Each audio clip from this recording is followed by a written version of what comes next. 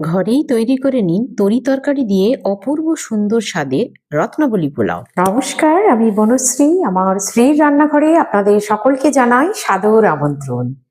ভিডিওটি স্কিপ না করে পুরো দেখবেন, না হলে কিন্তু পারফেক্ট টেস্ট আসবে না। আমি এখানে 200 গ্রাম দেরাদুন রাইস নিয়ে একটা বাটির মধ্যে জল দিয়ে এটাকে 1 ঘন্টার জন্য ভিজিয়ে দিলাম। এবারে গ্যাসের মধ্যে একটা কড়া বসিয়ে আমি এখানে মোটামুটি দেখুন যে কড়াটা বসেছে তার অর্ধেক মতো জল দিচ্ছি। দিয়ে এটাকে আমি গ্যাসটাকে হাই ফ্লেমে দিয়ে ফুটতে দিয়ে দিলাম। ফুটে যাওয়ার পর ওই চালটাকে ভালো করে ধুয়ে আমি কড়ার মধ্যে দিয়ে দিলাম। গ্যাসটা কিন্তু এখন হাইতে আছে। এবার একটা ঢাকা চাপা দিয়ে দিলাম। যেই দেখবেন এই যেটা পুরো ফুটে গেছে, এবার আমি গ্যাসটাকে একদম লোতে করে দিলাম। দিয়ে রেখে দেবো 5 মিনিটের জন্য। 5 মিনিট পর ফিরে এসেছি, একটা বাটি রাখলাম, তার উপরে একটা ঝাড়ি রেখে দিলাম। আর এদিকে দেখুন আমি ঢাকাটা খুলছি, একদম ভাতটা পুরো সমান সমান হয়ে গেছে। আর আমার খুব সুন্দর সেদ্ধও হয়ে গেছে। হাঁড়িতে অনেক বেশি জল দিয়ে সোজা আঁচে টানা অনেকক্ষণ ধরে ফুটিয়ে ভাত করার দরকার নেই। এইভাবে কিন্তু খুব ইজিলি ভাতটা করে নেওয়া যায় সহজেই। গ্যাসটা অফ করে দিয়ে আমি একটা ছাঁকনি দিয়ে ভাতটাকে ছেঁকে তুলে নিচ্ছি। এবার একটা বড় স্টিলের থালা নিয়ে তার মধ্যে ভাতগুলোকে মেলে দিলাম। এই প্রসেসটা আমি এই জন্য দেখালাম, এইভাবে ভাত করলে কিন্তু কোনোদিনই ভাত জড়িয়ে যায় না। এখানে আমি কিছু ধনেপাতাকে ধুয়ে শিলে বেটে নিচ্ছি, কারণ শিলে না বাটলে মিক্সিতে এই টেক্সচারটা আসে না। একটা কড়া বসিয়ে নিলাম, নিয়ে ওর মধ্যে দিয়ে দিলাম 6 পলা মতো সাদা তেল। এবার সাদা তেলের মধ্যে আমি কিছু দুমুঠো কাজু বাদাম কিশমিশকে জলে ভিজিয়ে রেখেছিলাম, সেটা দিয়ে দিলাম, দিয়ে তেলে ভেজে নিচ্ছি। কাজু বাদাম কিশমিশ শুকনো ভাজলে কিন্তু এইভাবে ফুলে যায় না, জলে ভিজিয়ে নিয়ে ভাজবেন, তাহলে কিন্তু এরকম দেখুন একদম কি সুন্দর বলের মতো কিশমিশ ফুলে গেছে। এবারে আমি প্রায় 2টো বড় সাইজের পেঁয়াজকে কুচিয়ে দিয়ে দিলাম ওই তেলের মধ্যেই। দিয়ে এটাকে একটু নরম করে ভাজবো, মানে খুব একটা খড়মড়ে না, এই যে দেখুন এরকম স্বচ্ছ হবে আর একটু নরম হবে। এর মধ্যে আমি অর্ধেকটা পেঁয়াজকে তুলে রাখলাম। আর বাকি এইদিকে আমি আরো 2 পলা সাদা তেল দিয়ে দিলাম। দিয়ে এখানে দিয়ে দিলাম কয়েকটা পনিরের টুকরো। এটা আমার ঘরে তৈরি পনির। এবার বাকি পেঁয়াজটাকে আমি এবার তুলে নিলাম। এই পনিরগুলোকে আমি হালকা তেলের মধ্যে একটু মিশিয়ে নাড়াচাড়া করে নিচ্ছি, জাস্ট তেলটা পনিরের গায়ে লাগিয়ে দিচ্ছি। এবার এর মধ্যে দিয়ে দিলাম পনিরের মতো স্বাদ অনুযায়ী নুন। নুনটাকে হালকা করে একটু মিশিয়ে নিচ্ছি। নিয়ে দিয়ে দেবো অল্প একটু গোলমরিচের গুঁড়ো, যতটা পনির সেই পরিমাণেই দেবেন।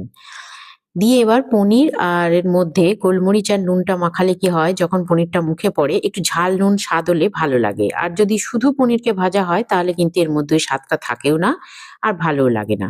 দিয়ে দিলাম আরো 1.5 পলা তেল, দিয়ে দিলাম 1/2 চামচ সাজিরে, 2টো গোটা লবঙ্গ, 1 চুটকি দারচিনি পাউডার আর 1/4 চামচ বড় এলাচের গুঁড়ো। বড় এলাচ আর দারচিনির গুঁড়োটা আছে বলে খুব বেশি এটাকে নাড়াচাড়া করা যাবে না, যেহেতু গুঁড়ো, তাই 10 সেকেন্ডের মতো একটু নাড়াচাড়া করেই এর মধ্যে আমি যে ভাতটা করে রেখেছিলাম তার মধ্যে অল্প একটু দিলাম। দিয়ে আগে মশলাটাকে পুড়ে যাওয়ার হাত থেকে বাঁচিয়ে নিচ্ছি। অল্প একটু দিয়ে একটু নেড়েচেড়ে নেব, এতে আর মশলাটা পুড়ে যাবে না। আচ্ছা, আমি যে ভাতটা করেছিলাম এখানে আমি দিলাম মোট সব মিলিয়ে 3 ভাগের 1 ভাগ ভাত। মানে আমি যে ভাতটা করেছিলাম তার যা ভাত তাকে 3টে ভাগে ভাগ করে নিয়েছি, তার 1 ভাগ ভাত এখানে দিলাম। দিয়ে একটু ভালো করে মশলার সঙ্গে ভেজে নিলাম। এবার এখানে আমি আগে কিন্তু পনিরের নুন দিয়েছি, শুধু এই ভাতটুকুর মতো নুন দিলাম, আর সেই অনুযায়ী চিনি দিলাম। আপনারা যেরকম পরিমাণ চিনি খাবেন, নুন খাবেন, সেই পরিমাণ মতো নুন চিনি আপনারা দিয়ে নেবেন। এবার এই নুন আর চিনি দিয়ে ভাতটাকে একটু ভালো করে ভেজে নিলাম। এবার দিয়ে দেবো যে পেঁয়াজ ভাজাটা তুলে রেখেছিলাম তার থেকে 1.5 চামচ পেঁয়াজ ভাজা।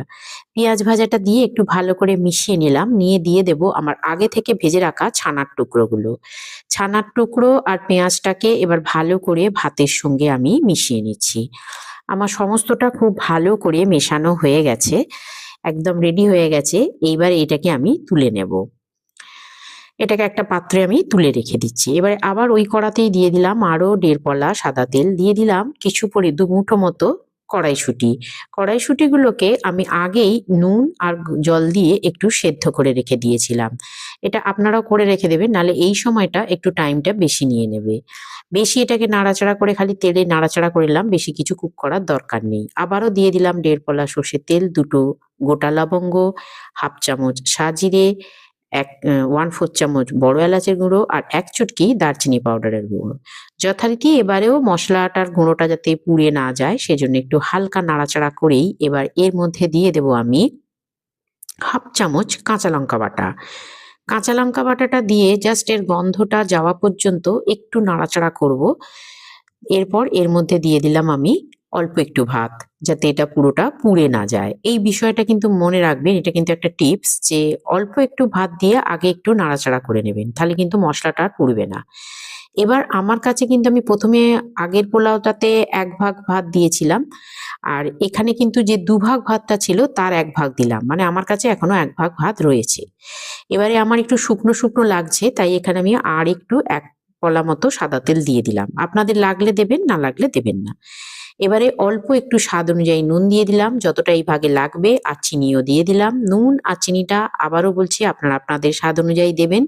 দিয়ে এবার ভালো করে নুন চিনিটাকে আমি ভাতের সঙ্গে মিশিয়ে দিলাম।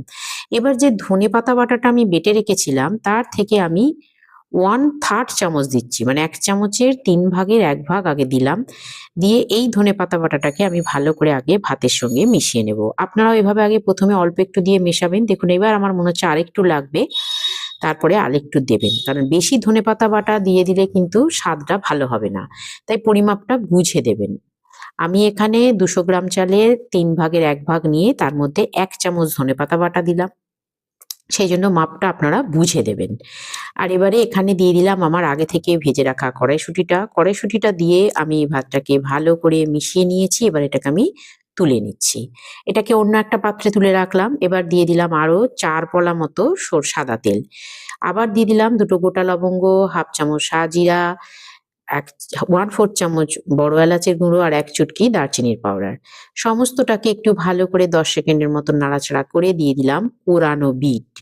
এখানে আমি একটা বড় বিটের ৩ ভাগের ১ ভাগ নিয়েছি। আপনারা যেরকম পরিমাণ ভাত রান্না করবেন সেই রকম পরিমাণ ভাত অনুযায়ী কিন্তু ১ ভাগের বিটটা পরিমাণ করে বুঝে আপনি দিয়ে দেবেন। আমি ৩ ভাগের ১ ভাগ বিটকে ভালো করে কুড়ে নিয়ে এখানে দিয়ে দিয়েছি। বিটের কুকিং টাইমটা একটু বেশি, বিট সেদ্ধ হতে দেরি হয়। দেখুন বেশ শক্ত আছে, কুড়ে দিয়েছি তাই। এইজন্য আমি এটাকে ২ মিনিটের জন্য একটু চাপা দিয়ে দেব। বিটকে কিন্তু কখনোই কুঁচিয়ে দেবেন না, এভাবে কুড়েই দিতে হবে। না হলে কিন্তু এর স্বাদও ভালো হবে না আর দেখতেও ভালো হবে না। এবারে এর মধ্যে দিয়ে দিলাম কোরানো গাজর। গাজরটাকেও কিন্তু কুড়েই দেবেন, কুঁচিয়ে দেবেন না।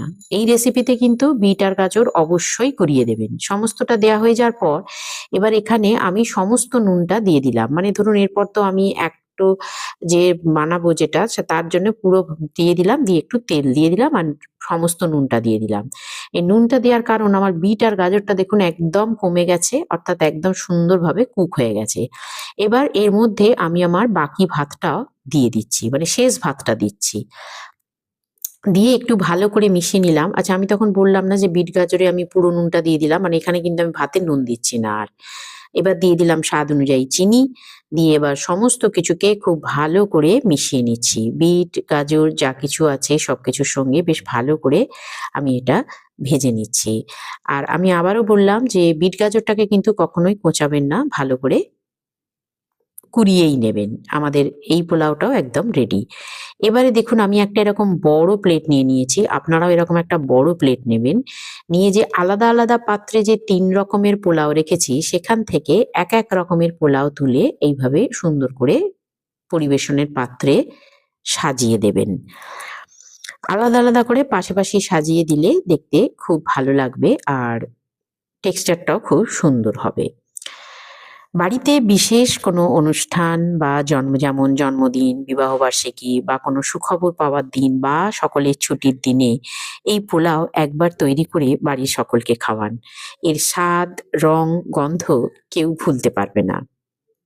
বাড়িতে যদি কোনো অতিথি আসে তাহলে তাদের আপ্যায়নের জন্য এটি হলো একটি পারফেক্ট ডিশ। আমি আমার যে গাজরের পোলাওয়ের অংশটা আছে সেটাও দিয়ে দিলাম, অর্থাৎ ৩ রকমের পোলাওই আমার দেওয়া হয়ে গেল।